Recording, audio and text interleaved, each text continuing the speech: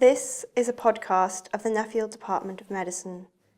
Today we speak with Professor Frank Smithuis about his research on malaria in Myanmar. Hello. Good afternoon. Why is malaria such a problem in Myanmar? There are several reasons. For the last decades, the Myanmar government spent very little on healthcare, including malaria.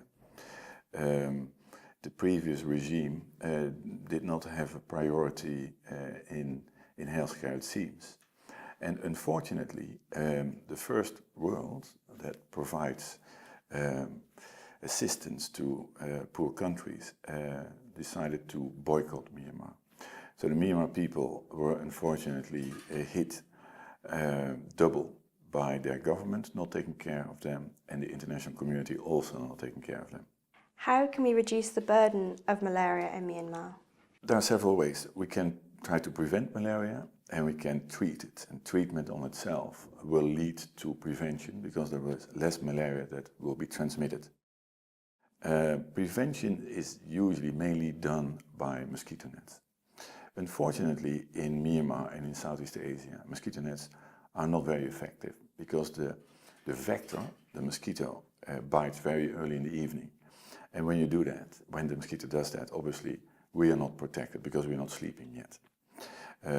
It has a little bit more effect on children, but even there it's usually too early. So that leaves diagnosis and treatment as the mainstay of malaria control.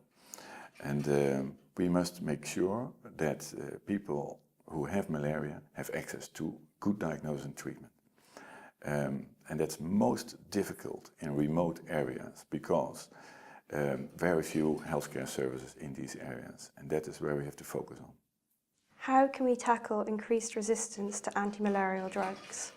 Well, first of all, we have to reduce malaria. We want that the resistant parasite cannot transmit easily, spreading over vast areas. So if you decrease malaria drastically, then that would be an enormous benefit. Second, we have to keep up the treatments that we develop because the parasite changes, adapts to our treatments. It selects the most resistant types. And so we must make sure that these most resistant types, that we can still treat them. For that, we need new treatment regimens or new drugs, new molecules, but they are very difficult to find. And otherwise we can have new treatment combinations. For example, previously we used one drug or two drugs, and now we can give a combination of maybe 3 drugs. What are the most important lines of research that have developed in the past 5 or 10 years? It focuses on a good diagnosis and a good treatment and how that treatment is delivered. How can we make sure that most people with malaria get the right diagnosis and treatment? The diagnosis is a bit problematic. The diagnostics that we have been using for the past decades are not very sensitive. It means that the people with most parasites, we can identify them, but people with a low number of parasites, we actually cannot identify.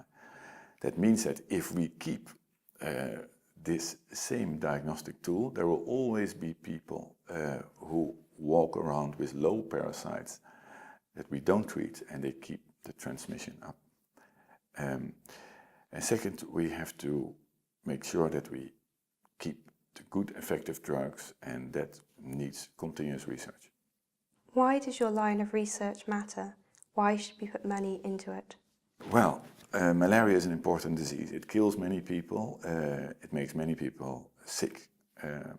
So that's a very clear reason. Secondly, over the past decade or so, we have achieved a very impressive decrease of malaria. So we are winning.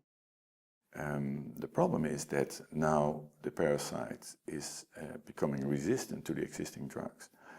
So if we do not invent new ideas, new ways to kill the parasite, then all the gain that we have made over the last decade will be lost. And then the parasite will increase again, more people will get sick again, and more people will die again. So I would say this is the moment to keep up the momentum, to make sure that we can diagnose and treat the parasites effectively. How does your research fit into translational medicine within the department? Our research really focuses on the interaction between the people, the community, and the first line healthcare provider. That is usually a village health worker, a person we have identified in the village who we have trained and supplied with diagnostics and treatment. So I think that is very focused on the community, and particularly the community that did not have access to healthcare before.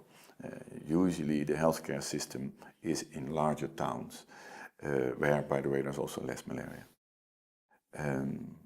And we do this research over the whole region. It's not only MOCRU, Myanmar Oxford Clinical Research Unit, it's together with the whole network of MOCRU.